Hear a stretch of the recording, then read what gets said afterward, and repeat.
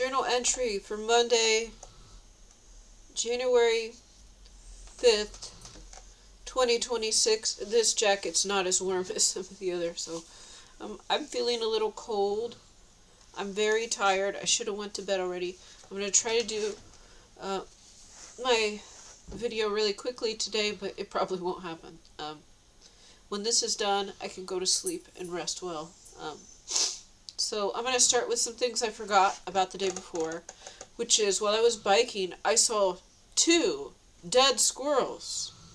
I never see dead squirrels. Like, they were on the road and they had been run over. Their entire bodies were flattened.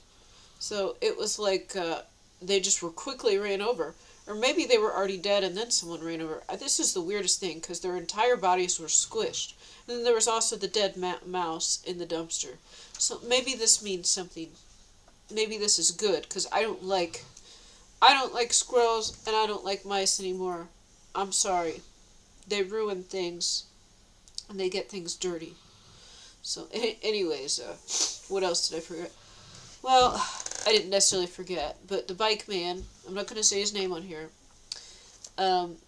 was showing me that he was doing certain things that it was not good behavior. It started off by using bad language. That's not a sin, but it's not the best behavior, and it's not what you expect. It's not a sin, but it's not what you expect from God's chosen.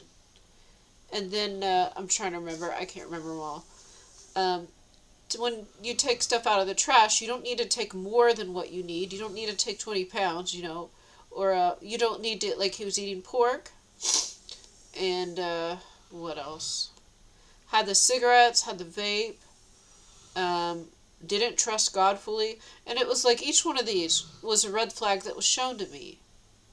And it's like he did it on purpose. And I don't know if this was just because we were there and he was talking and admitting his sins. Oh, there was also the scratch-off ticket, like the gambling. Or this was like, it's almost like he was trying to warn me. This is so weird. It was like he was hired and being used to get me. And they were probably trying to kill me, honestly. Again, I said they already tried to kill me. And he was like trying to give me clues that, like, oh, here's this behavior that's not good, giving me many clues along the way. And then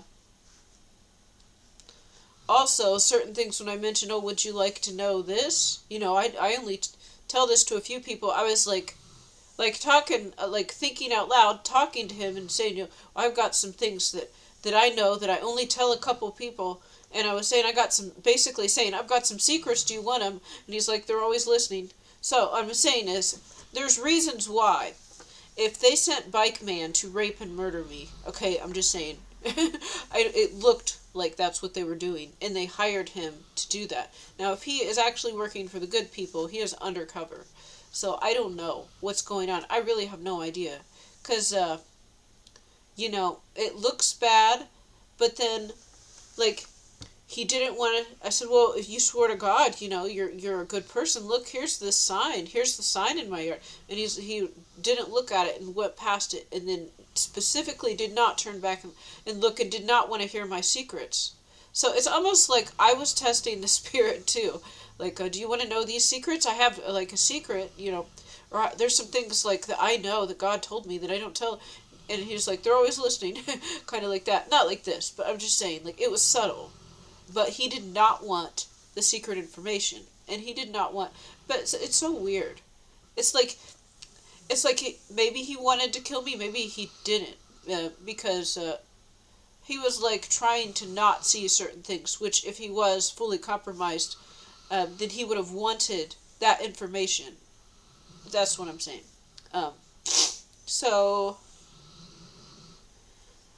I mentioned going to the hospital and just praying that this woman be healed.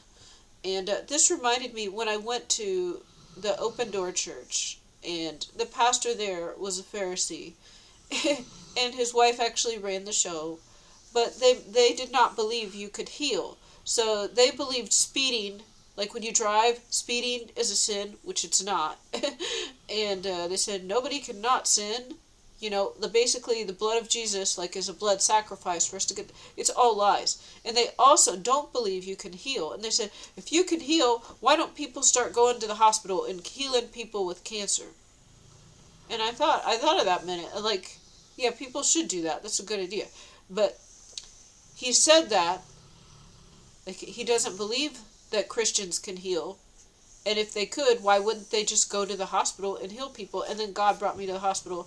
So, maybe that was a little foreshadowing. It's almost like that was a training, even though they were trying to get me, like, it was like training on how to do certain things. Okay, so, I'm going to go to the next page here. Now, for my own safety and the safety, well, I'm not concerned really about being safe, but, like, there's things going on right now, and I don't want to mess them up. So I don't release these videos for a while. So by the time they're released, then, like, it'll probably be okay because something else is happening then, if that makes sense.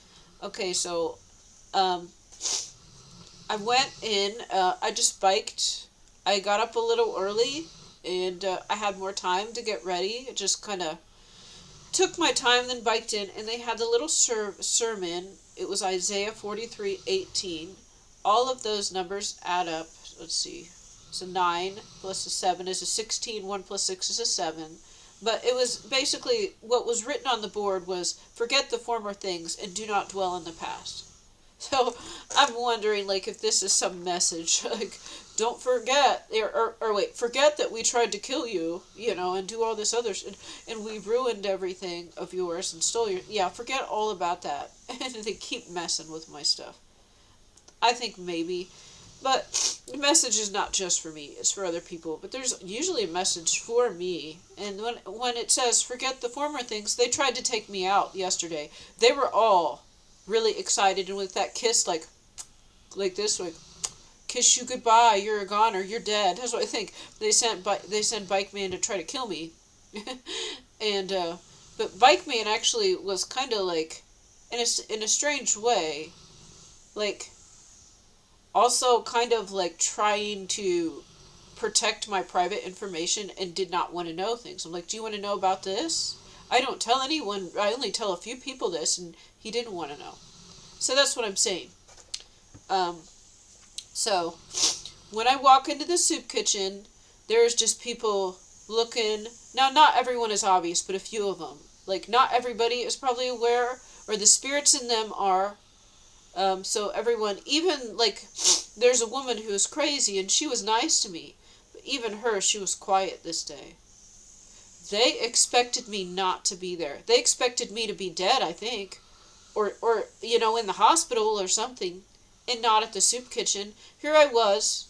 And I even had a shower the day before. So I was looking, not as bad as sometimes that I do. And I just walk in. And then, like, everyone's acting a little weird. But some people, like, they're not, it's not too obvious, but they're looking at me. They are surprised I'm still there. They expected me to be gone. They did not expect me to show up today. God is going to take some serious vengeance on these people. Like, they've all tried, they do the little curses, but this time they actually tried to probably rape and kill me, I think. But I also think maybe this guy didn't want to. It's so weird. It's so weird. I don't know. Anyways, God won't allow that. God won't allow that. But I did the right thing anyways. I know not to eat, like, you take the food, someone buys you a meal or makes you a meal, then that means they get to rape and murder you. So I know that I'm not allowed to do that. Let's see here. When I walked in, so there's this guy, he's addicted to drugs, and, like, he's got a low spirit, like a small spirit. But he always tries to get me. He just walks right up, and he casts spells on me all the time. And he did walk me to the church. This is the one I'm talking about. But he's clearly on drugs. He's a little spaced out. And he just walks up and says a curse. And then he'll say it like gibberish. This time it sounded like a foreign language. Like, he's American. He's not foreign at all. But it sounded like some weird voodoo thing that wasn't English. And he said, blah, blah, blah, at me. And then I don't know what this means. He's casting some probably death spell over me. And then I just turned and I said, back to you, or right, or back, I don't remember what I said. Something like, um, I either said back to you, or I send it back to you, or right back to you, or something. Just like, I just turned and said it. So I quickly turned and I said, back to you. And then I just kept walking. But I said it kind of loud, and I moved quickly. I said, so like, if you would say, return to sender, I said like, right back, or back at you, or something like that. And then I kept walking. And then he was maybe a little concerned. Whatever gibberish he said, this guy is an addict and he's an idiot. He's like one of the most bold ones.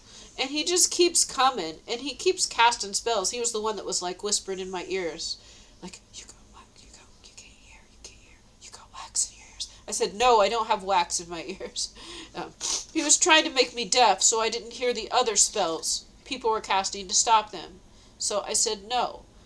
And then, and I just said no. And then he was going like, bon voyage, you're dead. Okay, so today, and I saw they did something worse than just ruin my food or mess with my bike. They might have been trying to kill me.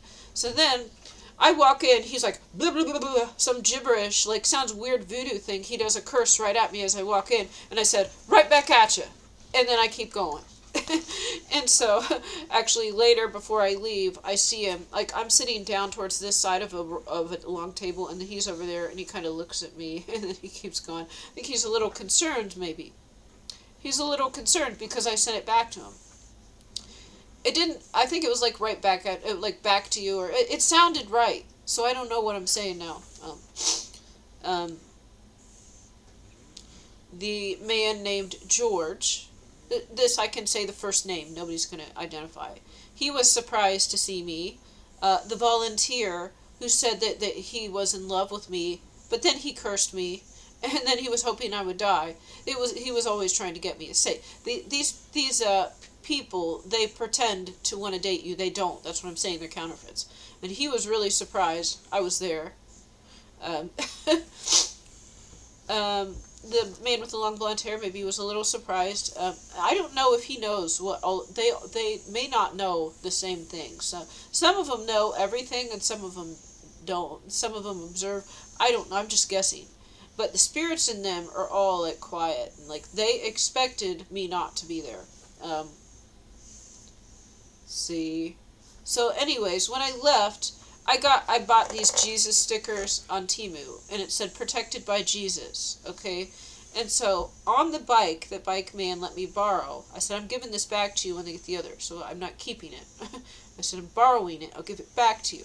So on that bike was a sticker. So there's this thing on it that says, wear a helmet, and I know because I took the sticker off. On top of that, there was a sticker placed, and it said Viper. A black sticker that said Viper. A viper is a serpent. So I took that sticker off, and I put the Jesus sticker on it. And I also said, you know, Jesus protect this bike, you know. But it still got messed with. It still did. And so I don't know what kind of karma God is going to do here.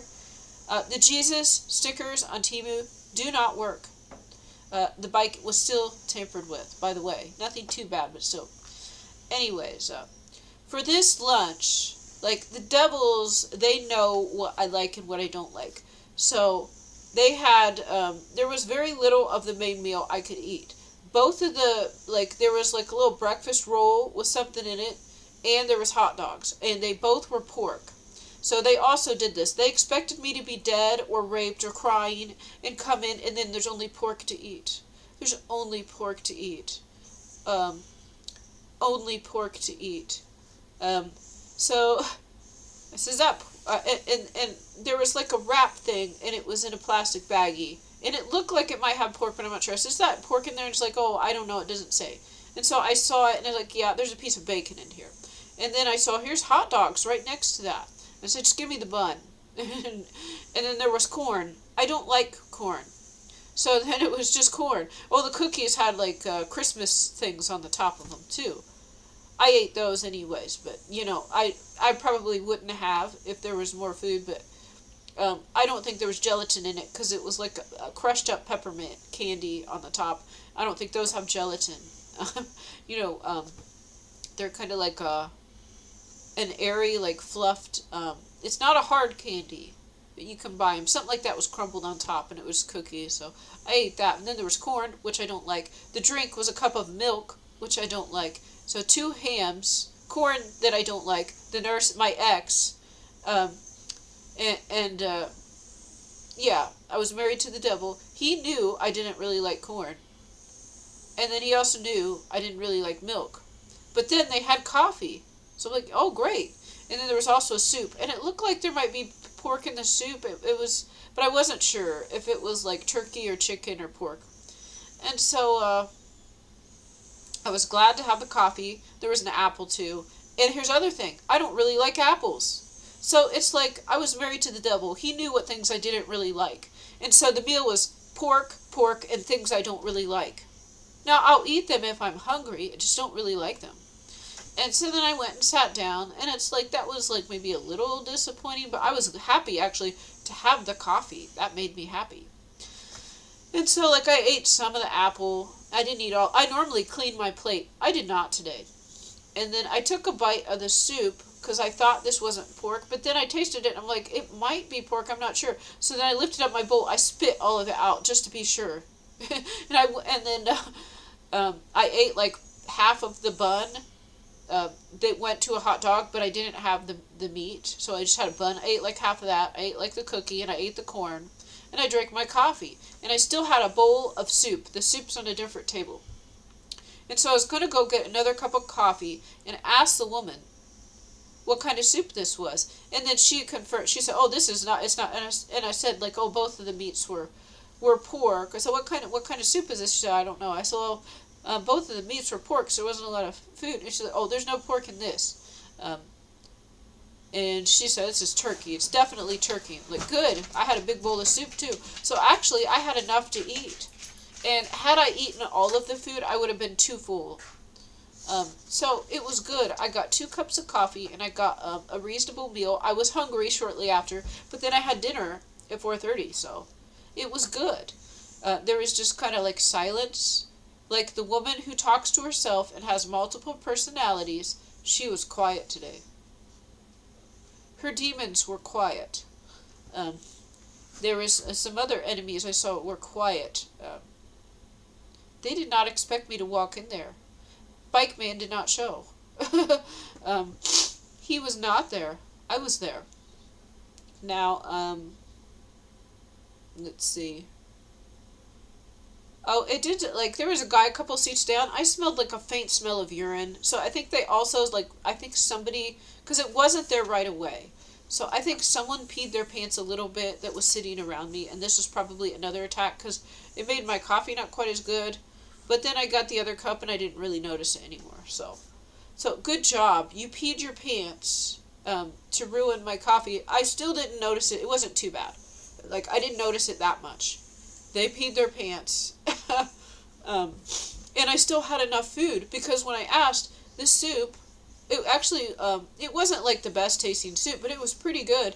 And it made me feel healthy eating it. It had like carrots and onions, and it had turkey in it. Had a lot of vegetables. And the coffee, it was good. And I heard that actually right behind me were some people talking about sociopaths and psychopaths and other stuff probably related to me or something. They weren't talking about me, but I was just overhearing it. And maybe one of them was so that maybe they were talking about this because they were told that they were that. Yeah, it's the end times, people. All the people, they have done drugs, you have demons. And that makes you sociopaths and psychopaths, I'm just going to say. And so they're actually talking about it, and it's like, they're sitting right behind me, so maybe it's so I can hear it. Am I supposed to be afraid? Because they weren't talking to me. So the chances, here's the thing, they were either just talking to each other, and someone told them, like the doctor or something just mentioned this, and like one of them knew more about it, and they were informing the other. Or they were saying that, like right next to me, so I could overhear it and be afraid. I'm not afraid. The devil was a sociopath and psychopath, and I was married to that. I know exactly, they're not scary. But they really, they tried to take me out, and they did not. because I showed up at that soup kitchen and Bike Man did not. Let's see here. Um,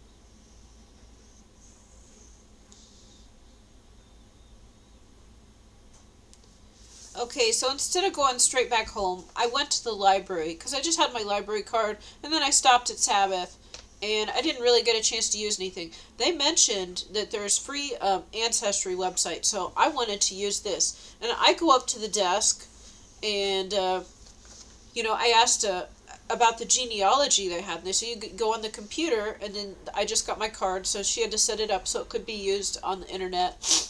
And then I went and sat down, and I couldn't find it, and then she came over, and I looked at it. Now, it said to put your grandparents' name in. A weird thing, like, maybe, I don't know, there wasn't much on there. Like, this is Ancestry.com there, the library's genealogy database. It was only showing, like, when I put in my grandparents' name, it was only showing one other relative. And I put in another grandparent's name, and it didn't show any relatives. And then I put in another grandparent's name, and it showed like another, or maybe two relatives, something. So there wasn't very many. There wasn't a lot of information. But I did find some things out that was interesting about the town that my grandmother was born in. Because I had a Native American grandmother, and she died a few years back. She died in 2020. See the 20 is the power of the enemy to overcome the saints? That's a 20. That's when you add up the verse and the chapter and the verse number, it becomes a 20. It's also been used like an assassination, so you have the number 20. I know what that means, and I've seen it in evil churches' addresses and phone numbers when you add it up and it equals 22. They do this on purpose, okay? I know what 20 means, and it has to do with this Bible verse too. There's a Bible verse, like, I don't remember the exact verbiage, but it's like where the enemy, Antichrist, like kingdom of darkness, overpowers the saints. And it's in the book of Revelations. And you add up the chapter and the verse, it equals 20. And then I just notice other things, and because I started looking into numbers, because God shows us things through numbers. I was seeing 17s everywhere. So I see this 20, and then add up other numbers, and then 20s are also used in other evil things, too. So anyways, oh my gosh, what am I doing here? I went to the library, finally got the genealogy, was looking, and then I looked at my address too to see if there was any more articles about my house, because I have kind of a famous property, I guess. Now, it's not that famous, really, but the locals might think it is somewhat famous, and not all the locals know about it, but some do. Some of the locals know about it, not all of them do. So it's a little famous here, but it has that symbol on it where it's like the castle tower, the fortress where you can shoot your arrows, but they can't attack you. So that is my house. It just gets infiltrated by traitors. So that's why I'm thinking I'm not gonna. Every time I let someone in here, let's see here. Okay, so then while I was at the library, there was a woman. So there's a bunch of computers in there, and you can use the internet. It said you can use, and I said, how long can you use these computers? So you can do 3 sessions of an hour and a half each. I'm like, well, that's almost all day. And she said, that's perfectly fine if you do. Some people do. She said, some people come in there. This is 4.5 hours. They sit at the library and use the internet. This is wow. Because I remember many, many years ago, there was a library like in Columbus where I lived, and you could only use it for like 15 minutes or something. Maybe it's a little better now. You use it a whole hour and a half, and you can do that 3 times a day. And it's not open all day either. That's amazing. That's great news. Like, if my internet went down, I guess I just ignore it at this point. I don't know. I just wouldn't use it. I just go to sleep, I guess. So then, as soon as this woman stands up, then I go to click another link for genealogy, and then it just says, can't find the DNS, like the... Oh, wait, this is what happened. Oh my gosh. So before this, while I was sitting in there, I was at the computer. Okay, before the internet went down, this is what happened. So I was at the computer and I couldn't find the Ancestry. So I think before I got up, see, I can't remember exactly. Like, there was a period of time that I was going to do something, I couldn't do it. And so I got these like free newspaper things that were religious, and I was just sitting there looking at them, and then I prayed in my head. I prayed silently I think before I went up there. And then I noticed, because I looked up the reviews for this library, that it used to have good reviews, but within the last couple years there was 2 bad reviews, and there's not very many reviews, so like all of the recent reviews are bad. And then when I read like somebody menacing, or in the aisles people eating there, and then someone like their daughter laid their head down and then they were told they couldn't do that, and so they left bad reviews for that. And I know what that is. All of the homeless people and the Satanists, the covens, come in to the library, and you have to be quiet and you have to be on good behavior. But they're still a little menacing. So at the soup kitchen, they will just try to poison you and kill you, okay? But here at the library, they just kind of menace people a little bit and are rude and causing trouble. The library got a bad rating because of this. Then I thought about that because I just looked up the reviews. This library, they let you check out 50 things. They let you use the computer for 4.5 hours a day. Like, they're nice. They used to give things away for free. They've got a bunch of like DVDs and books, and it just seems like a really nice library. There's even conference rooms and study rooms. And then it had 2 bad reviews, and both of them were because of the witches and warlocks and the homeless people. They come in and they ruin it. Like, they've taken over the soup kitchen, so normies can't come in. Now they are destroying the library. So I remembered this. My dog is drinking now.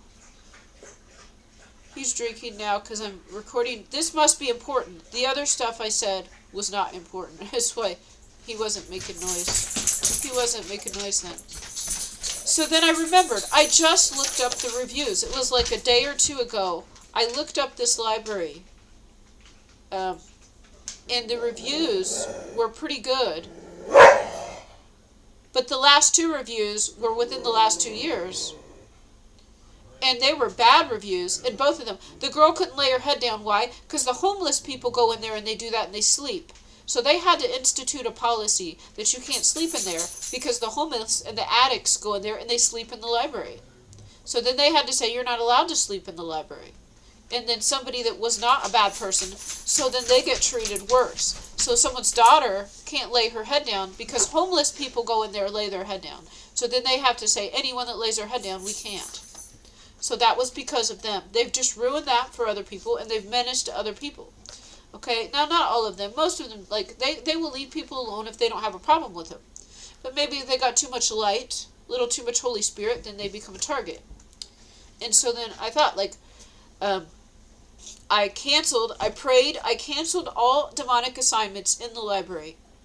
And I burned up all demonic altars on library property with holy fire. I think with holy fire. I don't remember what I said. I'm tired. I said destroyed all demonic altars on the library property. I canceled all demonic assignments on the library property.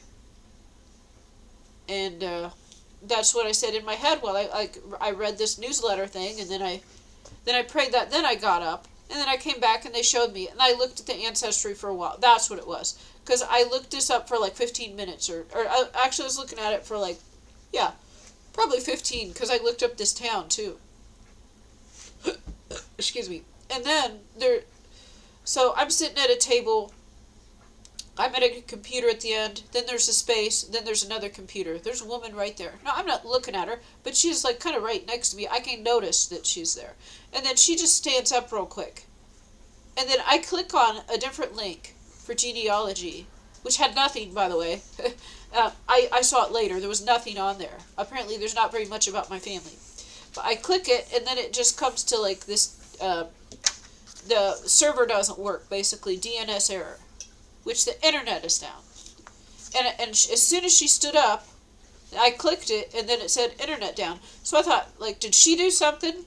I kind of thought, did she do something to make the internet go out?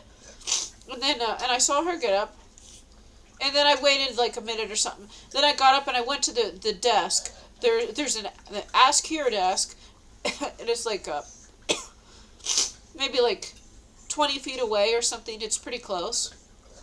And And I go up and they're like, oh yeah, the internet's down.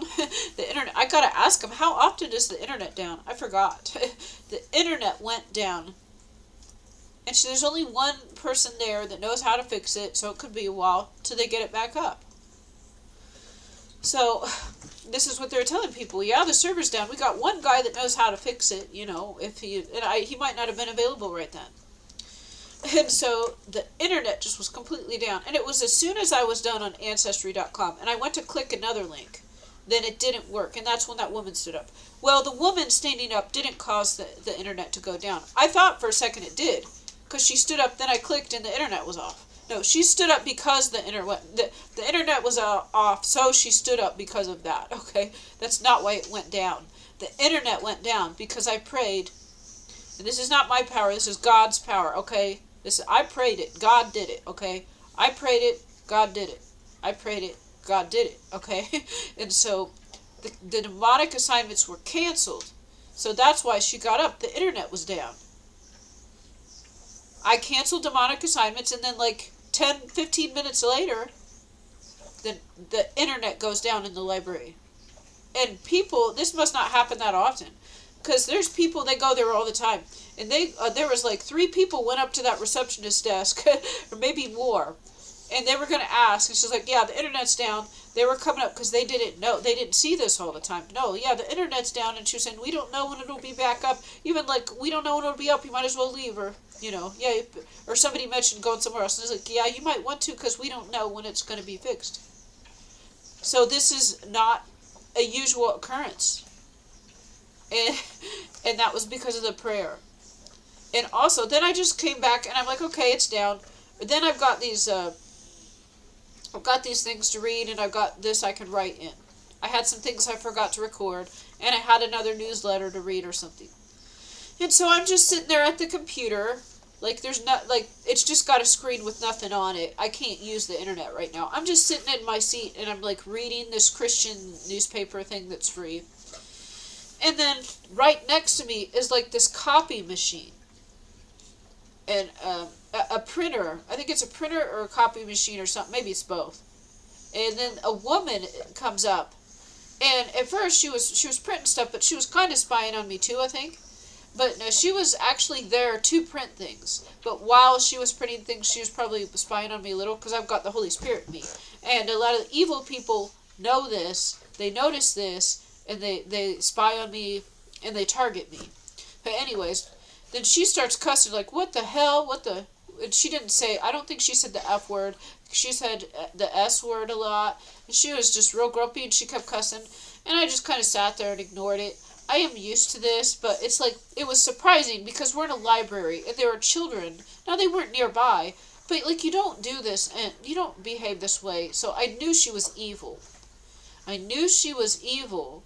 And she had that kind of look on her face that she was not a good person, but her language was bad.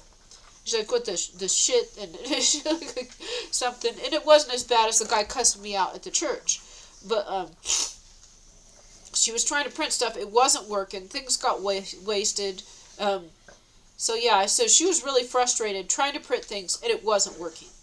And she was cussing. And so, like, I'm at the table with the computer, and then the printer is just, like, 3 feet away. It's right there. And I didn't know that was a printer right there. I just started going to this library. But yeah, so there's the woman comes up to the printer, and I'm right in her line of sight. And I'm just sitting there. I'm like calm. And she was cussing because the printer wasn't working. She wasn't cussing because of me. But she was probably kind of noticing me. But she went up to do something, to print some stuff. It wasn't working. She was very upset. So right after I cancel the demonic assignments and burn up the demonic altars in this library, the internet goes down, and the copy machine and printer is not working right. And this woman is not happy, and she kind of looked like she was spying on me a little. They sent spies, but she was there to print. So she went to print, and then she noticed me, and then and I had this open, and then I flipped it over to hide some of it. But, anyways, God did that. Excuse me.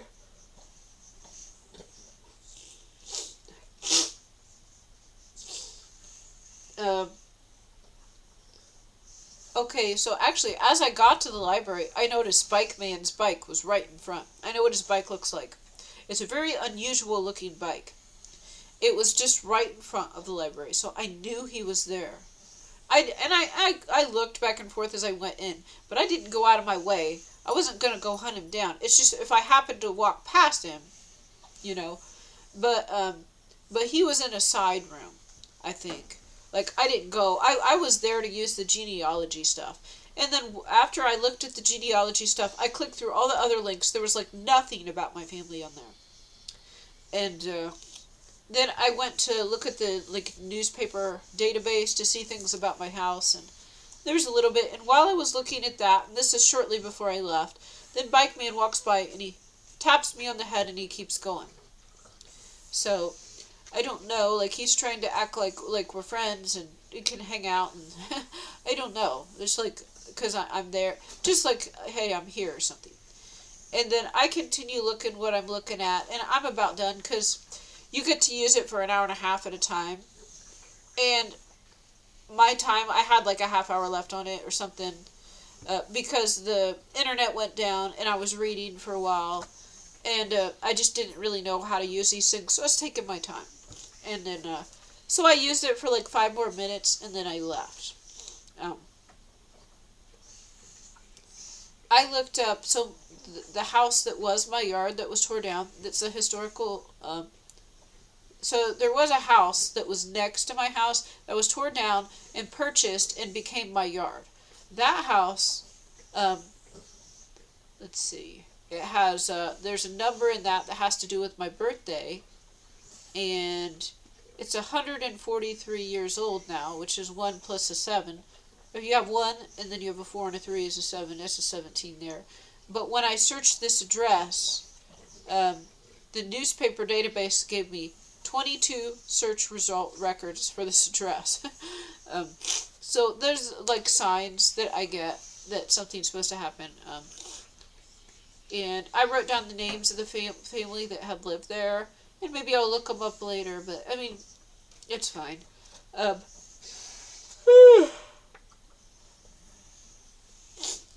Excuse me. I'm tired if you can't tell, and I'm stuffed up. Actually, when I was there for lunch too, there was a man there who coughed like right in front of me and stuff, and he might have been trying to get me sick.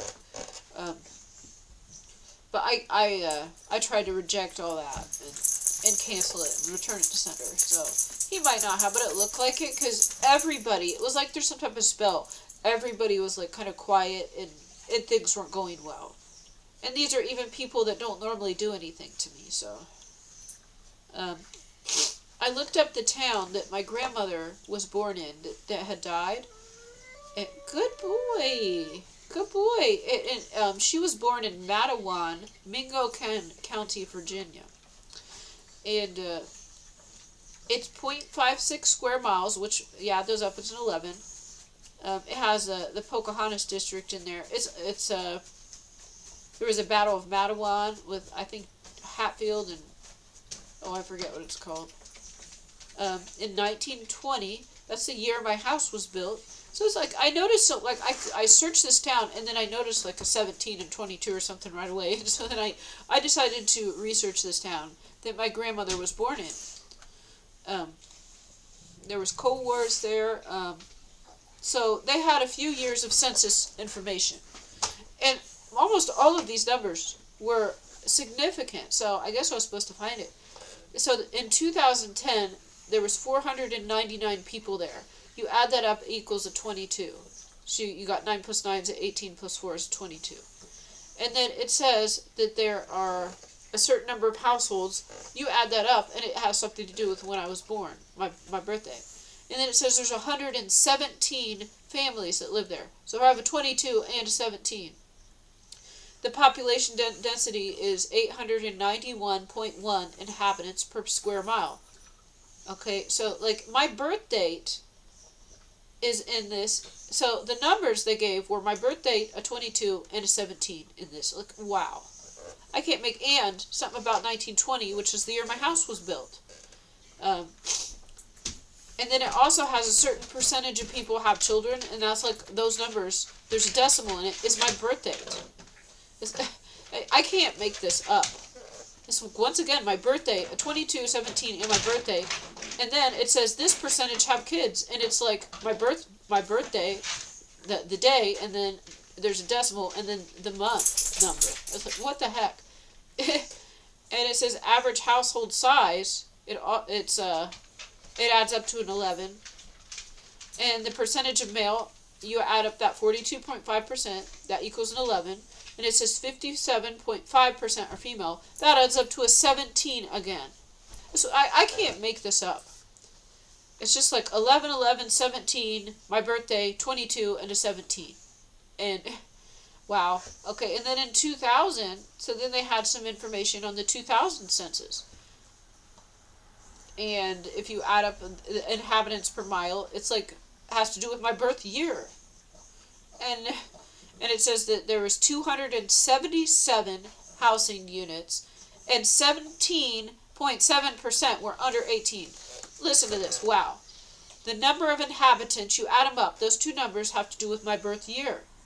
There are 277 housing units, and 17.7% of the people there are under 18. And then in 2020, the population was 412. You add that up, it equals a 7. It was Hatfield McCoy. So I did try to look up my family, but there really wasn't too much information on them. And I would think they would have a good database. It's supposed to be Ancestries. And I think there was more results on the Ancestry.com website. I looked at that before, just like the free information. Or you can search your surname and it will pull up results on Google without having an account. There was more information on there than here.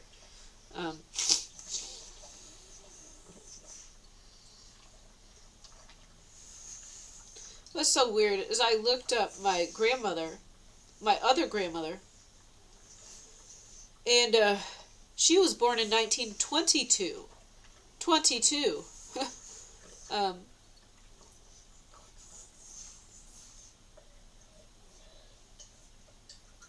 And you add up the other months and years, it's like my birthday number. Good. Good. And then it actually showed, there was the most information on this relative. It actually showed the name of her husband, I think, and her mother on there, and her father. And then there was a little bit of information on her father. Not too much back then. Like, they didn't really have much data on people. But it says, if I take the year that her father was born, it adds up to a 25, which equals a 7. 2 plus 5 is a 7. I was having like eye ticks and stuff when I was in there. It was so weird. And then like my other grandfather, it pulled up that he was in he lived in Columbus, Ohio during the war, World War II, and then it says who he was married to. And then it's got like a little like graphic with information about World War II, and it said 17 million new jobs during World War II. 17 million new jobs were created during World War II. And at that point, when the men are at war and dying, and they were bringing women into the workforce, still only 1/3 of women were working then. More women are working now than during the war. Anyways, but it said there were 17 million new jobs. 17. Then turn it to the back here. So it was interesting to find that out. And then I leave. I start going home. If I remember something else, I'll mention it. But, I didn't, like, say hello to Bike Man or anything. Actually, like, I think when I left, his bike was gone, and he had already left. Or actually, when I was reading that religious booklet, there was a Bible verse in it. And it was Jeremiah 17:7.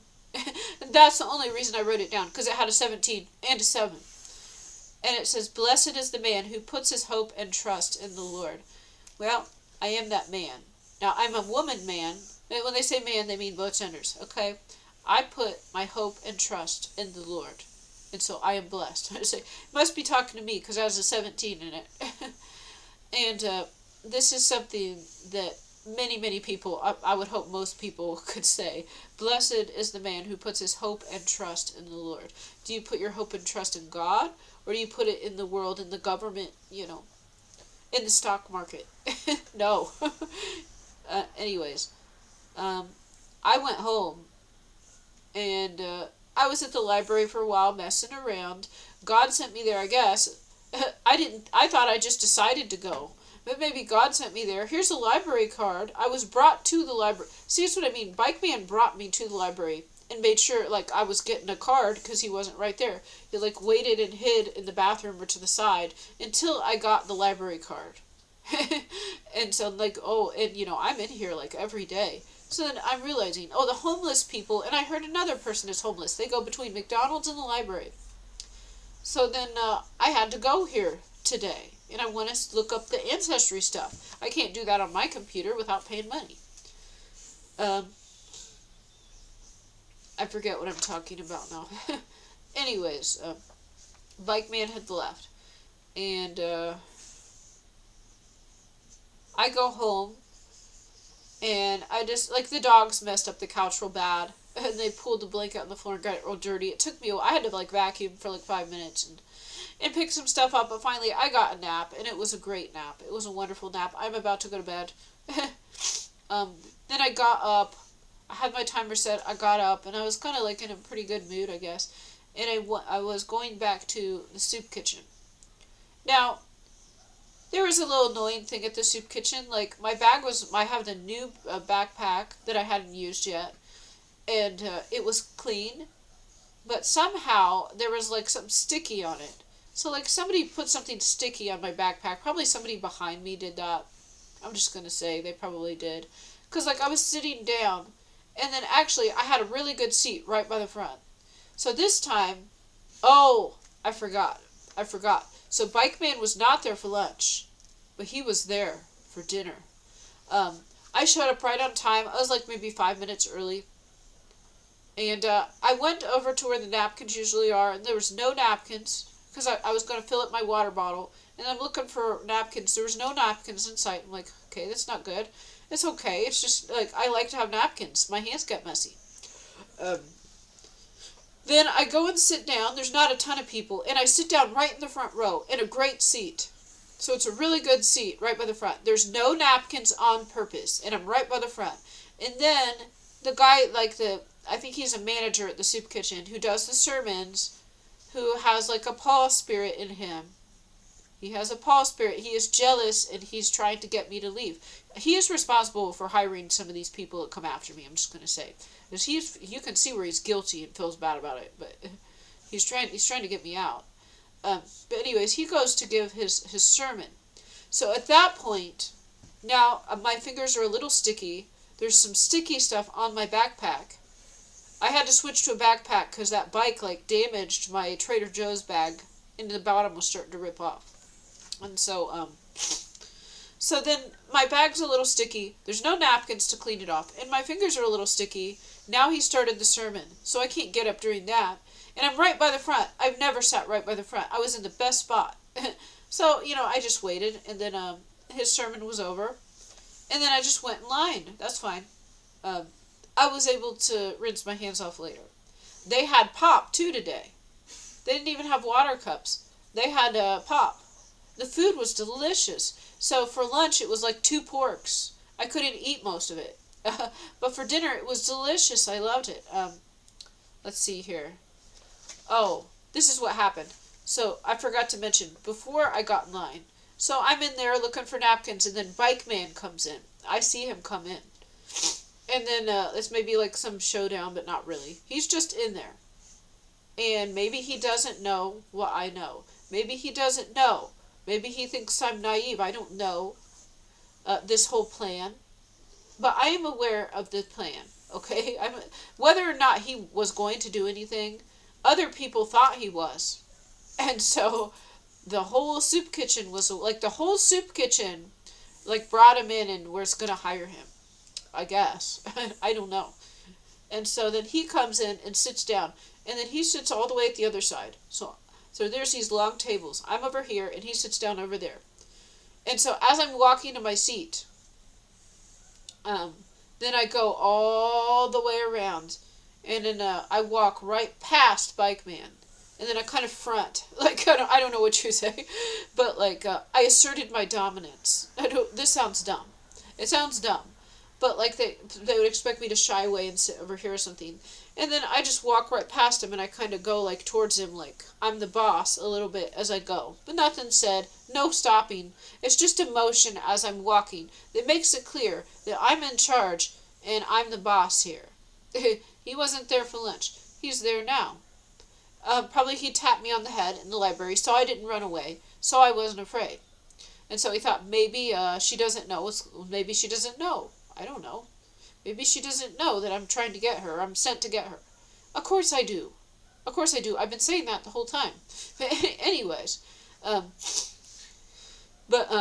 so then he's on the edge, and I go all the way around, and then I walk right past him. And as I go past him, I kind of like, it looked natural. It was perfect. I can't do it now. But I just kind of did a motion as I walked past, like that I was the boss. Like if there's a top dog, like something. And then as I did, there was a man all the way at the front, and he was looking at me. And then my eyes caught his eyes for a split second, and then I continued. And this man, I believe, is the next person they brought in to try to get me. And I think they did because I've never seen this man before. And so there was a man sitting all the way. So I went all the way around, and about halfway up was Bike Man. And then all the way towards the front, facing me, was this man, and he was looking at me. And then so I went past Bike Man, and I made it clear that I was like the boss here. I just like my body language as I walked right past him and right next to him. I was the boss, and I kept going. And then my eyes went right straight ahead, and I saw this man. And I think this man was sent to get me next. Now they can't, because God protects me. But this man, he's got like orange hair, but he looks like a soldier or something. So he looked more battle-hardened, and he was taller, and he looked like he was fit, like a soldier would be, somebody out of the army or something. So they sent like some military guy or something. Now, Bike Man is not a military guy, okay? And he's not like, if he's 5'10", this guy is like more than 6 foot, okay? He was quite a bit taller. But he looked like a soldier or something you would see like in a movie that was fit.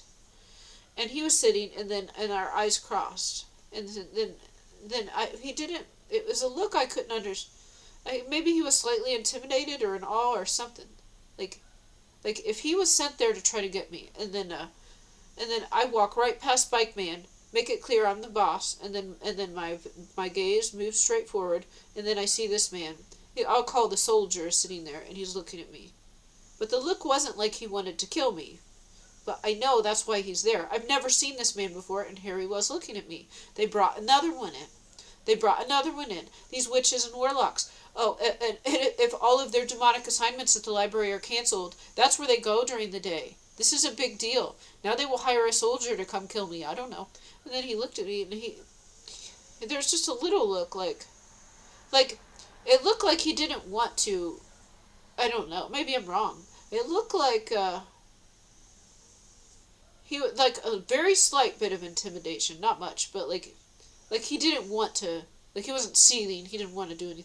But they're brought in, they're hired to do these things, but people can see the Holy Spirit, and then that's what makes them attack. And anyway, so I saw. Then when I got into line, then he ended up being right behind me, too, in the line. And so he didn't put the stickies on my backpack. They were already there. But he was right behind me in the line. So I figured, this is probably a sign. He was sent there. I never seen him before. He looked at me as I walked past Bike Man. And the reaction, maybe I could say a little bit intimidation. A little bit, not much. I can't. That doesn't mean it doesn't mean it's safe. It doesn't mean it's safe because the Lord protects us. Okay, so I'm not afraid of nothing. Well, let's send a soldier. Let's send a criminal soldier. Let's send this one. Are you afraid of that? Well, actually, I don't. You can't. You like God lets us feel things, but like God's not going to let us be killed.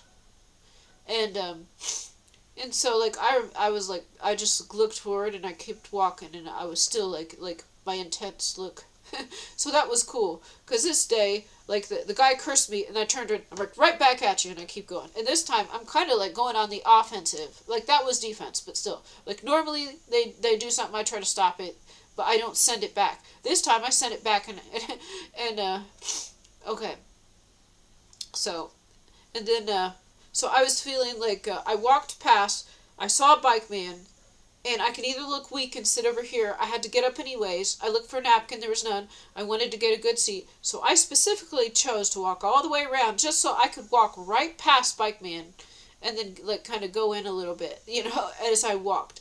And then my gaze, when I had this look on my eyes, like I'm the boss, then my eyes caught his. And so like maybe that, I don't know. But then he was in line right behind me. And then they had this cake, and I'm like, oh, can I have that big one? I'm like, oh, can I have the big cake, please? And I like put the big cake on my... And now I didn't realize, because he was sitting. Now he's very much larger than me, very much taller. And not just me, like everybody. um, I'm like, oh, I like the big... Can I have the big cake with the icing? I'm like, and then they had chips, and I'm like, yeah. And then they got oh... This is some type of like a sloppy Joe. And then they had sloppy Joes too. The food was great. And then they had soda. It was all great. And I'm like, oh, thank you. And so there's the soldier. Now he probably saw, like, because he saw me, and maybe he was a little taken aback, not knowing what to expect. Oh, here's the girl we've been trying to kill for 2 months. Or not kill her. Trying to just, like, okay, just ruin her stuff and ruin her day so she leaves. And now we're trying to kill her and it's not working. Okay, and so then they brought in this guy, and then and he probably didn't know what to expect. Oh, it's me. It's me. Now, I don't look intimidating at all, but in the spirit I do. My spirit does. Anyways, good girl, Sarah. So maybe it's like, oh, I love cake. Oh, yeah, chips. Thank you. And I was being nice. And I wasn't intimidated. So they probably didn't know what to expect. Like somebody cussing, being rude. So trying to find something that you don't like about somebody. But yet, he was right behind me in the line, and I was just like, oh, thank you. And I got the big cake. Can I have the big cake? And I got the chips. And I'm like, yeah. And I would have done that anyways. Because I didn't do that because that man was behind me. I'm thinking about this now. I didn't think about this earlier. He was right behind me in the line. Probably sent to try to kill me next. And then, like, I'm just being nice, and I don't sound threatening at all. And I'm like, oh, can I have the big cake? And I'm, like, happy. I'm like, thank you. No one else is saying it like that. And so maybe he doesn't want to kill me. I don't know. Anyways, then I go to the water. There's no cups because we have pop. But I actually had some napkins in my bag. And I turned the water. There's a water dispenser. And there's, like, a bucket under it. And I just put a little bit on my hands to get the stickies off. And then I found a napkin, dampened it, and I was able to wipe off my bag. And then I go and sit down. Now, at this point, like, I'm sitting down for a minute. Then Bike Man comes and sits across from me. And he's like, how's your day going or something? And I said, good. Or wait, before this. No, after this, something else. Okay.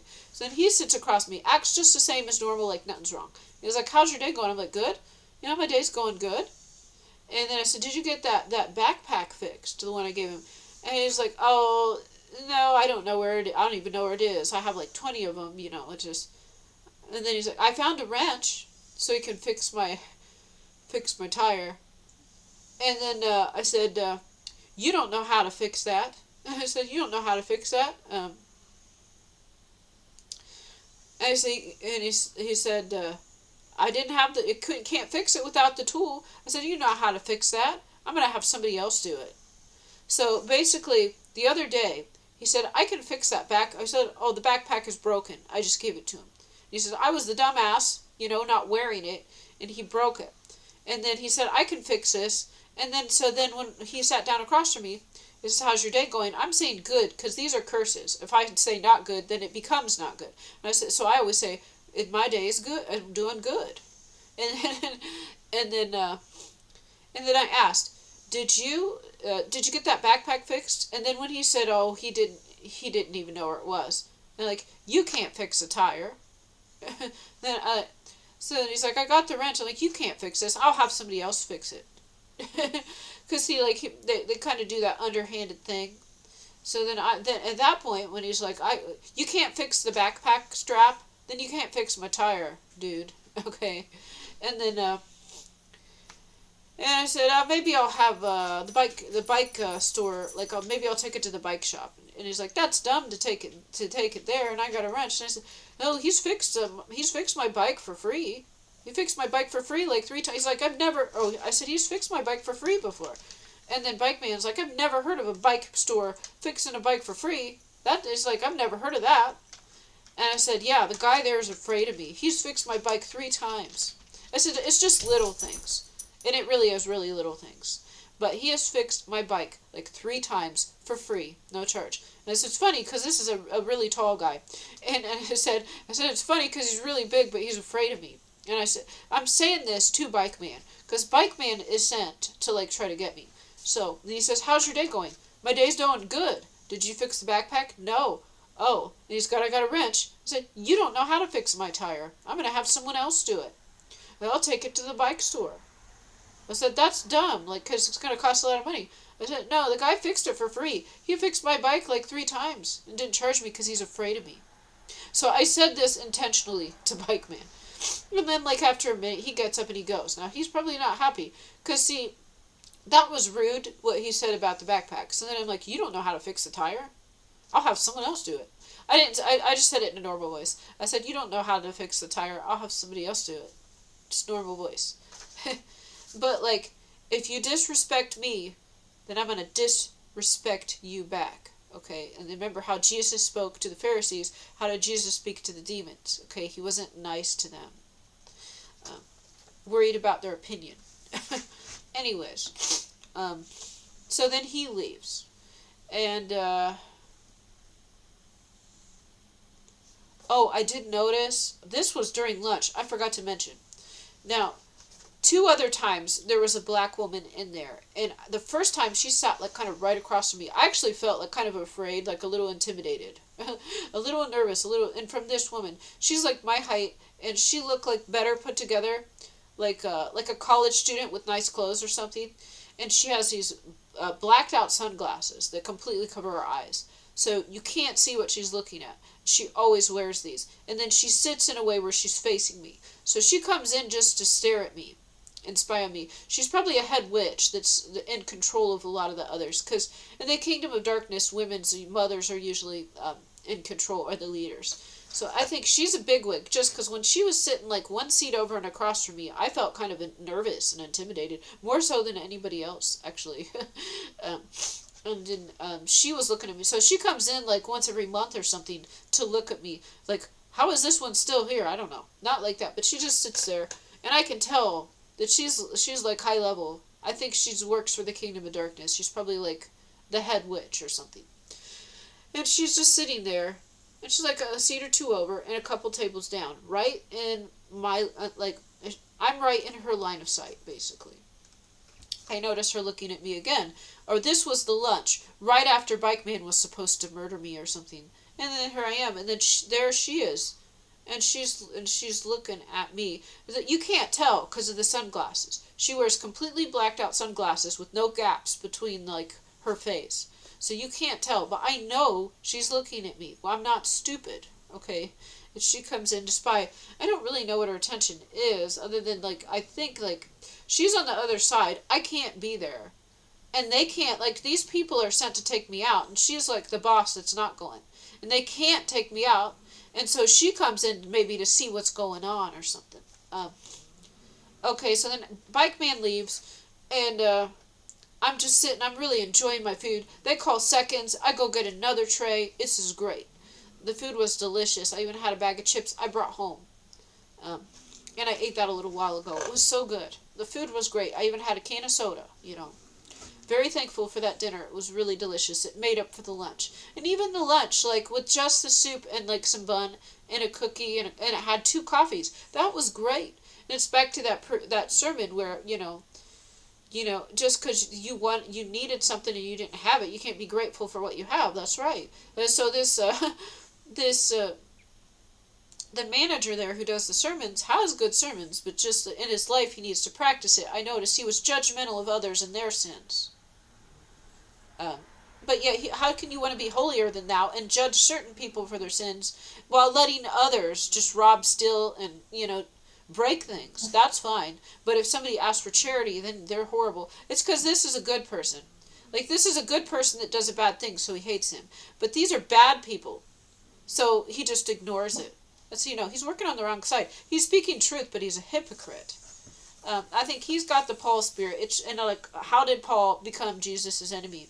And so the prophets, they all go through, like, the prophets of the past go through what, like, the prophets today go through, and experience, like, the same spirits and the same attacks. Let's see here. I forgot what I was just saying, honestly. I forgot. Okay, bike man left. I'm still sitting there. Okay, so then the black man, I'm saying this not to be racist, so I remember which one it is. The one that curses me all the time. So then he tried to curse me earlier, and I said, right back at you, or something, and then I keep going. This time, and he said something, and it sounded like voodoo. I don't know, it wasn't English. But it wasn't like baby talk. It was something, but it wasn't English. It was some spell. And I sent it back to him. And then he came and looked at me later that day. But he didn't do anything else. Then for dinner, okay, I'm sitting like towards the front. Then he walks quickly. He walks across the front. And then he says, blah, blah, blah, blah, blah, and how you doing? So he kind of slurs something in and says, how are you doing? Together. This is a spell. And I said, I'm doing good. And then he keeps going. Now he's probably cast some spell that I get murdered. Okay, I'm just going to say. But I'm saying I'm doing good. Okay? Because whenever they ask how I'm doing, I say I'm doing good. Because then I will be doing good. Because this is a spell too. And then I continued standing. So there's a man, like his back, he kind of keeps to himself. I don't think he's ever tried to attack me. He's not the sailor, but he kind of has got that look. And this man doesn't look like a bad person. He might be, I don't know. But I don't think he is right now. I don't have a reason to believe. He probably just keeps to himself and is quiet. He's an older man. He even went and got some fruit. So he can't be all bad, okay? He just sits there and he's quietly, and he's probably noticing what's going on. He's not trying to look at me. But, he's a table in front of me, and then he's facing me. He's like 3 or 4 seats down. I know he can see what's going on here at this point. So the black man walks behind him and is like, blah, blah, blah, how you doing? So he says, blah, blah, blah, how you doing? And he like murmurs and slurs something out that you can't understand. And then he says, how are you doing? So this is a spell. He does this every time. So then, and I was standing about ready to sit down. I think this is when I got my seconds. I continued standing, and then I just kept my gaze at where he was, and and I said something and like I reject your spell. I don't know if I said reject, but then I said and may it be returned to you times 3. And it will be returned to you times 3. So it sounded good when I said it. I don't know what this is. It's midnight right now. I have to go to bed. I don't remember exactly what I said. But he walks past like, blah, blah, blah, how you doing? And casts his little spell. And I'm still standing, and I just turn my head towards him as he walks away. And then, and I say, and I cancel your spell, and, or I don't say, I don't know if I said something like, I rebuke your spell, and, no, I don't remember what I said. Something like I don't accept your spell, and it will be returned to you times 3. And then I'm calm, and then I just sit down. And so then there's this man back there who I have not seen him attack me yet. Maybe he tried to no, I don't think he even tried to give me something. Like, this is one of the few that hasn't messed with me yet. I really think, like, maybe he's just keeping to himself so they don't come, because they'll come after him. If anyone stood up and tried to help me, they would be targeted. So maybe that's it. But here he is. He sees this guy walk by and slur a spell into a question, how you doing, that I have to answer, or that's another spell. And then I keep stating, and I basically, like, and I said, I don't accept your spell, and I return it to you times 3. And then I just sit down. And so this man clearly has observed this. This is an older man. I don't think he's done anything to me. He looks like he could be a decent person.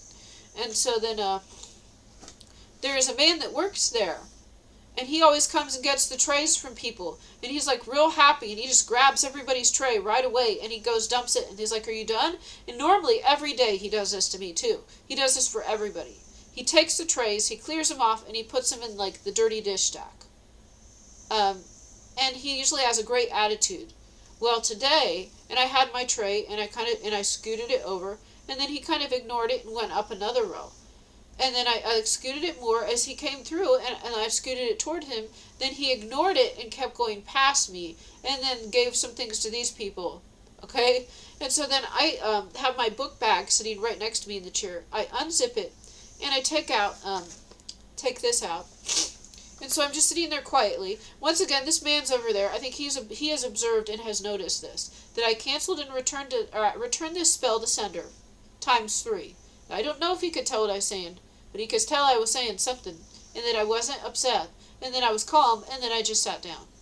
But he saw that I did return that spell to sender. He saw that. And then this man, it was clear he wasn't taking my tray and was being rude. And so I tried to push it towards him like 3 different times. And so then I'm like, okay, and I'm calm, and I just unzip my backpack. I take this out, and I get out my pen, and then I write it down. And then I close it, and I put it back in. And then I'm calm. And then he turns around, and then he takes my tray. Now, I've written down, if somebody is spying on here, I wrote down the bad things that people did, the rude things that people did. I wrote them down, and then I closed it, and I put it away, and then I continued eating, and I was happy. No, I was done eating at this point. Yeah, maybe I was still drinking or something. But then I wrote that down, and I think I still had a little pop left. And then I just drank my pop and then got ready to go. So he saw, like, I was just calm, not phased, and I was being disrespected. So I just sat there quietly, and he continued to disrespect me. So then I opened up my backpack, and I took this out, and I opened it, and then I wrote it down, and then I closed it and put it back. Didn't make a scene, didn't tell anyone. But he clearly saw this. So you can tell the other people later. Anyways, and there's a guy right behind me. They just cursed me like a few days ago. Like his family, they just cursed me. Someone in his family just cursed me a few days ago. And he was like, oh, how are you doing? And I don't know what, like maybe he's afraid. Maybe something bad happened to him. And it sounds like he might be trying to be nice to me and like make up for something. I could be wrong too. I don't know. The motivation is like, oh, I don't want to get screwed. Hey, how are you doing? Oh, they got seconds. Go get seconds. Like that. Like, there wasn't any curse there. He was encouraging me to get seconds. And actually, he sat down. I sat down. Then the 2 teenagers that is with him, who are his grandkids, they probably are. I don't know. Maybe they're not, though. And then maybe there's his girlfriend's kids. I don't know. But anyways, then they're going to come down the same aisle I'm sitting and sit like right behind me. And then they see me there, and the young man, he's like, oh, or he says, not like because of me, but because like I was going to sit down and I was kind of blocking his way. And then he just had a facial expression like he wasn't happy that I was right where he was going to sit, and he would have had to wait. So this was rude. It's another attack. It's a very minor attack. I didn't let it bother me. And then like I had my bag here and my coat, and I was kind of in his way. I'm like, oh. And so then I just kind of scoot up out of the way. It's like, go ahead. And then he goes, and then the girl has to come through. And I just like scoot up a little more. I'm like, go on. And then I sit down. And so then this guy, the grandfather, is like, oh, how are you doing? And so maybe something bad happened after they cursed me last week. Yeah, last week they cursed me with that spork, as I needed a spoon for my soup, and so the girl handed it to me, and then her reward for doing that is she got an extra bag of chips. Mama Cat brought extra chips right to her in front of me, and when I went to get seconds, they only had spicy chips left, and that's the flavor I don't like. Okay, well, it's not the end of the world. I already got a bag of chips, and I did want 2, but maybe God didn't want me to eat 2 bags of chips, and maybe that's why it was allowed to happen. It kind of had to happen, actually. It would have been like, really inappropriate, like, to any normal person, but they know it's a curse. But just like, oh, I need to get a spoon, and I'm going to grab it, and then the person right in front of it turns around and hands you one. It's like, what do? You say, no. Yeah, maybe I should next time. That looks bad, but they know. Let's see here.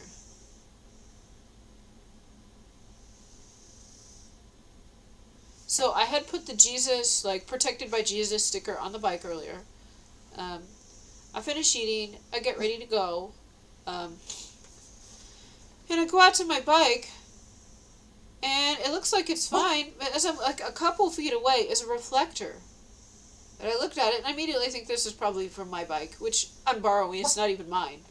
And it's a junky bike anyways, but it's still better than nothing. There's a reflector a couple feet away, obviously taken off and sat over there. And I look at it and I look at my bike and it's like, yeah, somebody took it off of my bike.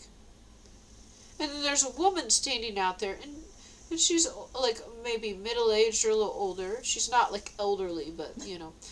And then she's just standing out there and I look at it and I think about it and I try to put it, I just held it up to it and it wasn't going to go on easy. So it's like, you know, it didn't just snap into place is what I'm saying. So like, and I looked at it and I thought for a minute. And then I see this woman there and I'm like, oh, and I said, somebody took this off of my bike and they're messing with the bike. It's not even my bike. I'm just borrowing this till I get, and she mentioned like the place I'm getting the charity bike. And I said, yeah, I'm on the wait list for that, but you know, somebody just did this, like, you know, and they didn't steal it, you know, it's just to you know, get me, just to disrespect me or something, or cause trouble. And they hear that, and I said, you know, and I tell people, like, when they mess with me, like, God, you know, it's like instant karma when people mess with me. And so, and then there's another tall man there who seems like he's part good and part addict. I've mentioned him before. He seems like he's a nice man, and he's also like an addict, but he also seemed nice. This is different. He's not, I have not seen him try to get me yet. And then he comes out, and he's there too. So here's this woman, and here's him. And they're both there. And I was talking to her, and then I kind of turned it, because they're both right there, and I'm like talking to both of them. And I said, you know, if you know who's doing this, to let him know that, like, when somebody does something to me, like, God really gets them back. I said this one woman tried to cause trouble at church, and as soon as she left, she ran her car into something and smashed the side of it up. I said, I don't want anyone getting hurt. If somebody messes with me, they get karma. And it's serious, so if you know who's doing it, tell them. And, well, it's going to get around anyways. But, so if you know who's doing this. And then I said, you know, actually I want to go report this, that someone took this off. Do you mind to watch my bike for a minute? Or I asked the woman this first, and then I don't know if the man was out there yet. And then I go in the office, and here's the manager who doesn't, you know, he's trying to get me out. I don't know if he's responsible for all of it. He might not be behind everything. He might just be behind some of the things that don't result in, like, serious bodily injury. Just annoying things, bike tampering, maybe, like messing with my food, but not murder. I mean, maybe, who knows, but I just don't know that he might not be involved in all of it. Maybe he is. Maybe he is. But anyways, then, he was, like, in his seat and facing the other way. And printing a piece of paper, and it was coming out real slow. He knew that someone was there, and I think he knew it was me. But then he doesn't turn around. He doesn't say, hey, like he normally would. He's just kind of quiet, and he's facing the printer. And then it takes, like, it was like 10 seconds. It was, I don't know, maybe not that long. It was just like, maybe 5 seconds. It was a very long period of time when somebody just walks up. Like, he was trying to take as long as possible before turning around. Like, he didn't want to turn around. And then he finally did, and he wasn't, like, afraid. You could tell, like, he just was kind of uncomfortable. He didn't want me to be in there. And I said, someone messed with my bike again. I said, like, this reflector, someone just took this off. I said, I don't know how to get this back on. You know, it's just like a little warning. This is just like a little warning. And so I think he's probably involved. Good boy, good boy. I think he's involved, but maybe not with everything. He might not be involved with the worst of it. I don't know. Maybe he's the one paying everybody. Maybe he's the one behind the worst of it. I don't know. But then, you know, it's like, oh, I don't know why people would do that. And, you know, he wasn't happy. And I said, you know, I'm just going to leave this here. I don't know how to put it back on. And I said, and thank you for protecting the bikes. He was uncomfortable. And actually, at this day, I was kind of going on the offensive a little bit. And I was more powerful today. So I decided to walk. Like, and I saw a bike man there, and I had to go sit down where I wanted to sit. I walked right past him so I could look like the boss as I went past. And actually, I wanted to go that way anyways. And the other guy, I canceled his spells and returned it to sender and just sat down calmly. So I was in a more powerful state. And I go in his office, and I got, like, my power eyes on. You guys might know this. Like, when you're not afraid at all, and just people mess with you, they just keep messing with you, And then I was like more aggressive a little bit. I wasn't mean or anything like that. I'm talking more matter of fact. I'm not a pushover. I mean, and I'm telling him about this, and anyways, he didn't want to turn around and see me. He was hoping I wouldn't walk in, but didn't. Then I went back out, and it turns out this woman here was a mission. This woman was really upset, and she's getting older, and we talked a little bit earlier, and she almost like teared up, and she might even cried a little bit, like because her family life, like, and I asked, like, is there any charities that we don't have that you would need, and then since maybe like a retirement home or something, and like just how everybody, like, there's all these bad people around, and so she's kind of alone, and like and she doesn't have a good relationship with her mom. She was just really sad, like she was alone, and she would want to be with people, but then they're all kind of like backstabbing, and she was really upset. And so there's just something that you want me to pray for. And then she told me all this information, like about numbers, and there was number markers coming up, which this is like confirmation from God. Let's see, I actually I didn't write everything down, but at this point, I'm standing on my bike, and I have my backpack on, so this is put away, and so I've got this in my little bag. Oh, shoot, I want to mention that other thing. So, I asked her what she would want me to pray for, and she asked for her mom. Her mom had anger, and they didn't have a good relationship. It really hurt her. And she said her mom was 82, and she had a daughter that died when she was 17. Okay, that number is significant to me, and there's a 17. So, I know, like, my birth date. And so I see my birth date and stuff, and I see 17s and 22s. And it's like she started talking, and she wanted me to pray for her. And, like, I just asked, like, is there some charity that, you would like, or something that we don't have that you would like or could use? She want to go to a retirement home. Not that she needs to, but that she's just alone and doesn't, and all the people are kind of bad and backstabbing and stuff. And she was just really upset. And then she asked, "Do you have any?" I also mentioned, like, and her eyes were watering a little bit when she mentioned her mom. Like, oh, I started tearing up a little bit, and I didn't cry, but I said, I don't cry. You're almost making me cry. And I think she asked me if I have Sarah. She's messed up my bed. No, asked me if I have like family, and I said I have nobody. I have no family and friends. My father called me today and talked for a while. So maybe she prayed for me about that.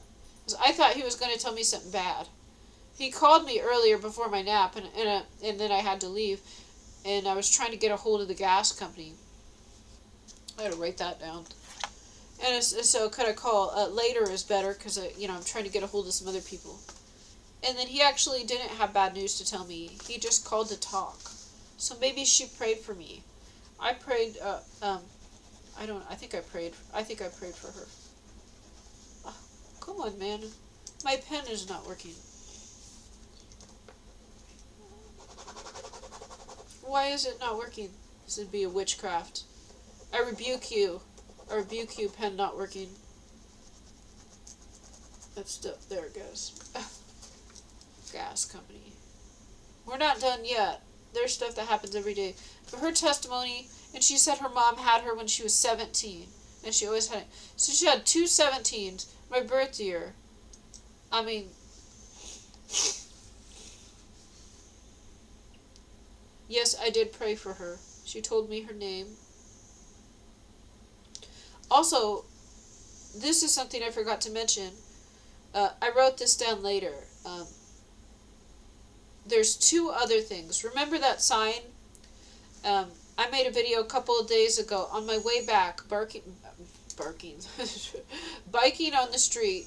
There's like a LED sign, and they put a message on it, and it has the date and it has the temperature on it, and it's for like this recovery clinic. Well, right as I biked past it today, it said 12:22. So the time was 12:22, and it said 37 degrees. 12:22, 37 degrees. So 3 plus 7 is a 10. 2 plus 2 plus 2 plus 1 is a 7. That's a 17. So the time and the temperature added together was a 17. And it just said that. And right as I backed past, I noticed it right away because it said 1, 2, 2, 2. So it wasn't just a 2, 2. It was a 2, 2, 2. And I'm like, wait. And I stopped on my bike. And I had my little bag necklace thing. And I opened it up and I wrote it down. And then I added it up. And I'm like, yeah, it's 17 too. Because 3 plus 7 is 10. 2 plus 2 plus 2 plus 1 is 7. 10 plus 7 is 17. That was... And then also... the manager at the soup kitchen, the guy he doesn't like me to be there. I think he's jealous and wants to keep me out. I don't know. But he was talking to somebody sitting a few seats down from me. And he mentioned to them he had stage 4 kidney failure. This is something 2 people I ran into recently had. Like, it was either liver or kidney. Stage 4. Liver or kidney failure. And then he had, like, the same thing. And this is, like, another sign. Because, like, the homeless woman that was by the church under the pavilion, she had organ failure. And then the male woman, she just said her mother had organ failure. And then the manager here, he said he had stage 4. And they all said, like, stage 4. So they were all, maybe they're all lied to, I don't know. Maybe we're just poisoned. Anyways, he said he was, like, miraculously healed. Because he said that, he was getting treated for it for a long time, and then insurance didn't cover it, and they said, no, we don't cover it because it's fine. So apparently, like, he was, going to have the insurance cover, like, a treatment or something, and they said there's nothing wrong or something. So he said he was healed. But he said he did have stage 4 kidney failure. I just heard this twice. 2 other women. And that's what got me to the hospital too. And for him to mention that, that's a confirmation. He was miraculously healed. Was that... This is a sign maybe that woman... The woman that I prayed for, this is a sign maybe that she is miraculously healed. Maybe no one will ever find out about it. Maybe she won't tell anyone. But then he mentioned, because see, that is what got me to the hospital yesterday. Or no, the Starbucks. So Bike Man mentioned coffee, coffee, coffee, and then I'm almost home and I'm like, I want some Starbucks coffee. And so I go, and then they're closed, and then there's the reception. Can I help you? Staring at me. And I'm like, actually, I just heard about this woman with stage 4 liver or kidney failure, because I get them confused and I can't remember which one. And I said, could I go visit her or pray for her? And they're like, and then she needed the whole name. And so then I asked, and like, is there somebody here that wants a visitor or someone to pray for? And then she sent me to the cancer floor. And then they're like, oh, there's this woman in room 1, and brought me there. It's like they were waiting for me. And then when I was done, I didn't know if I was supposed to visit anyone else. The woman was all the way at the end of the hallway, and she did like this, like she was annoyed that I was still there or something. I think she's like, what are you still doing here? When she saw me, maybe that's just what it looked like. And so then I left. And then the next day, the manager here at the soup kitchen mentions his stage 4 kidney failure and how he was miraculously healed.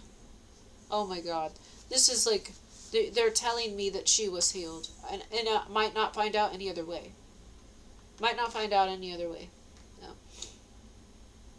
Now, one thing is I did want to hurry up and get out of the soup kitchen because I keep trying to call the gas company. I try to call them over and over and over again. I probably need another video on this later, a separate video. The gas company. I have tried to call them like 10 times, and I sat on hold for like an hour, and I just keep sitting on hold, and they're like, wait times are longer than expected. Every time you call, you can't get a hold of them. I was supposed to have an appointment for them to come check the meter, and it was supposed to be done by today. And they said they might turn off the heat. Yet, if you try it, gas company, I'm going to go down to the lawyers, and I'm going to sue you. I don't care. I don't care they say you can't. I'm going to try. I will walk into that office, and I will tell them. And I'm going to make a video too. But anyways, then I looked him up to see, is there a local place where, I can go and talk to somebody? Because they're not answering their phone. And I've sat on hold and no one answers. I have to talk to a specialist because I need to tell him, you have to knock on my door first. You cannot go into my yard. I have to be there because I have dogs. You are not allowed to go into my yard. So you can go in any time if I'm there. You got to knock on my door. You schedule an appointment and you have to be there when I'm there. And you're going to knock on my fucking door. And if you can't do that, you're not coming in. Do you want to turn off the gas? If you turn off the gas, I am going to sue your ass. Well, anyways. So then I keep trying to call him. I tried to call him again a couple times today. Like before my nap or after my nap. And then when I got home, I tried to call... Yeah, I don't remember. No, not when I got home. I tried to call him a couple times today. I quickly tried to call him before I went to lunch, yeah. And then when I got back at some point, I tried to call him. That's what it was. And then I decided to look it up and see, is there a place I can just drive to and talk to them? And then I looked, and it was like a block away from the soup kitchen. And it was supposed to be open till 7. And I'm like, oh, I'm just going to go there. Well, after I left, so then I left the soup kitchen, and I ate my food, I enjoyed it, and then I just left. And I don't know if they were expecting me to hang out longer. No. I went out, and the woman was there, and I talked to the woman. She was the mission. She needs prayers to restore her family. She might have prayed for me, because I was thinking this phone call with my father would be bad, and have bad news. But no, it was just he talked to me, and that was nice. That was nice. She probably prayed for me. And I prayed for her. It's like I didn't remember. Yeah, I did pray for her. I'm just tired right now. So then I'm thinking I need to kind of hurry because I want to go to the gas. I was going to go right away to the gas company. And so I can get my appointment. It was supposed to be done by today, and they don't answer the phone. And so then I bike a block down, and it's like this huge fortress or something. And then they got metal gate all the way around, and they've got security entrances on 2 sides. You cannot get in there. It's like a huge compound. And, there's a big office building. And then there's big iron fence. And then the cars drive in front of it. And then there's a phone there. And they can put numbers in a keypad and wait for the fence to open. Then they can go. I could have went in. It was open while I was right there. And then it was closing. Yeah, that's criminal trespassing, though. But anyways... So then I see that, so I bike to it. It's way bigger than I expected. It's like some prison or something. It's like a little city in there. And the cars go in and park. And then, I don't know. But then I bike towards the front and I see, okay, here's a security gate. And that's probably for employees only. And I kind of bike around. I'm thinking, is there a door for, us to go in? And I go to the other side and there's another security gate. And then there's a bridge. There's no way to get in there. There's no way to get in there. So then I just bike in there. And there's a sign, and it says, this is for authorized personnel only. And your bags can be searched if you're here. If you need to schedule an appointment or something, call this number. I already fucking called. I called that number. And you didn't answer. So I came here to schedule my appointment. And you said you're going to turn off my gas, my heat. You're going to turn off my heat in January? And you won't answer your phone to schedule an appointment. Okay, so then I'm there. And then here's this phone and the keypad and thing. And I was like, and I sat there and I looked at it and it's like, there's a fence. If I had to do some tactical stuff, I could have got in. My point is not to be arrested. I just wanted to talk to somebody. So then I went and there's the phone. If somebody drives up in a car, they can pick it up. And so then I go to the phone. I press the push button, take the phone out, and it starts ringing. No one answers. And then I press a button. Nothing. And then I go look at the gate again. And then I get back on my bike, go back around to the other entrance. And I walk up to that. Actually, I'm biking towards that and I stop and I see a car, a woman who works there. And she pulls up, she puts the number in the keypad. Then the gates open. And I had plenty of time to even walk through. It was slow. I could have walked right in. But I'm not looking to go to prison today. No, my point is to experience what the people do so that God can render judgment on this gas company that has a monopoly. Anyways, there was already gas in my house when I moved here. I always just had electric before. But anyways, and the gate's open, and she goes in. And I'm just standing there, and I had plenty of time to just walk through the gate. It was closing really slow, and it opened really wide. I could have just walked in, but I didn't, because I wasn't allowed to do that. And then I wait for it to close, then I walk up, and then there's another phone there. I press the push button, and I pick it up. No one answers. Press the button. No one answers. Now above the phone are some cameras. There's some cameras. I don't know if there's audio on those or not. And so then I look at the camera, and I said, if you can hear me, I'm here because I need to schedule an appointment, and you don't answer your phone. I need to schedule an appointment so you can service my meter, and you don't answer your phone. If you don't take care of this, God is going to take... I said, seriously, I looked right at the security camera, and I said, if you don't take care of this, God is going... I declare and decree God is going to take care of this. And I look at it for a minute, and then I just turn, I get on my bike, and I leave. And so they want to turn off my heat in the middle of winter, and they want to kill me and my dogs. Well, I'm going to sue you. I didn't say that. Maybe I'll go back, like if they don't answer the phone, and I will tell them that next time. I don't know. But anyways, that would have been more personal and less message from God. I didn't plan on going up to there. This sounds like a terrorist. I am not a terrorist. But like they say, you have to get this done. They sent me something in the mail, said this is a warning. You need to have your appointment. Well, I tried to set it, and they don't answer their phone. Somebody said that the wait time for the phone is 2 to 6 hours on hold. My phone will die. It won't even, I have a landline, I don't have a cell, but the phones are going to die before you even get through to the customer service person. And then it says, then they just cycle you back on and they can't answer. You call their regular line, then they're like, no, we can't do anything. We can only schedule an appointment. And then the reviews say they don't show up in the window anyways. It's like, no, you need to knock on my door first. Okay, so God did all of this. The whole time I've been living here, I just pay for it. It automatically comes out of my account. But they decide they need to come check my meter now. Okay, well, I guess you're not. And if you turn off my heat, then I'm going to go get a lawyer. I swear to God that I am going to go. If you turn off my gas, I am going to go to the Tiger. Because maybe I'm not allowed to go to the Tiger for the other scammers. Maybe that's later. But I'm going to go to the Tiger for you turning off my heat. I will. And I looked at the reviews for this gas company. The number of reviews was my birth year. And the average rating was 2.2. And I read those reviews. And I'm not the only one. Not 5 stars, 2.2 stars. And people complaining, this is a monopoly. They make people sit on, you can't get a hold of them. They don't answer their phone. They make you sit on the line. And then they leave people like a month with, or at least like they schedule their appointments. They can't even get it turned on for a week. They have no heat this whole time or hot water, and they don't care.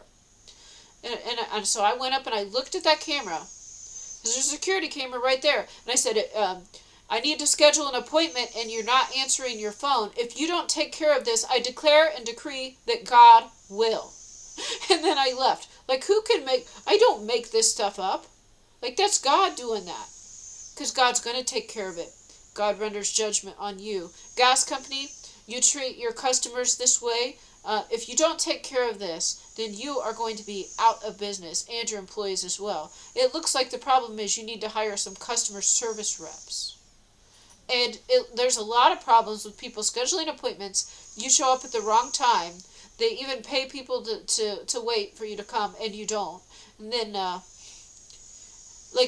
then it has to be scheduled for another week out. Like, you know what you do to people? You deserve to go out of business. And it's one of the reviews is like, I'd rather heat my home with wood than deal with this gas company. And like, I'd rather put a space heater in my house. Yeah, except I'd probably light my house on fire. Just get knocked over. But yeah. Yeah, so God did all of this. God has done all of this. And I asked God to take care of it, but it looks like it's just another mission. My missions are my life sucks. That's my mission. My mission is my life sucks. And more of my stuff gets dirty, and it gets broken, and ruined. Now, I gotta sit on customer service and worry about my heat being turned off. Enbridge GAS Company, fuck you, you suck. And if you don't take care of this, and I can't get somebody to knock on my door. I said, I was on the phone, I said, I just need someone to knock on my door first. Like, we can't do that. We can't do that. But we just show up. Normally people put their dogs in the house the whole day. No. No, my dogs are used to a dog door. I don't care what you think. It's not what you think. This is my property. And my house and my yard does not belong to you. So if you turn off the gas heat and risk my life and the life of my animals, I'm going to sue your ass, or at least try.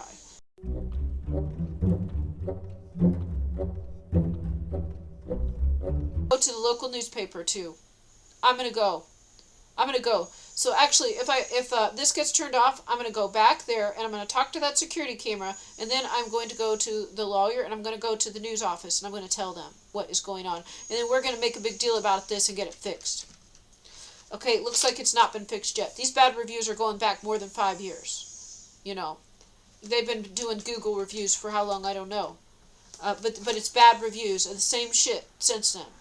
So anyways, like, this is making me more upset than someone trying to kill me, I guess. Yeah, it does.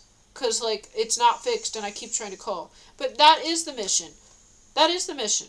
I'm just going to call, and if it says wait times are longer than expected, as soon as you answer, or yeah, then I'm going to hang up because that means it's 6 hours.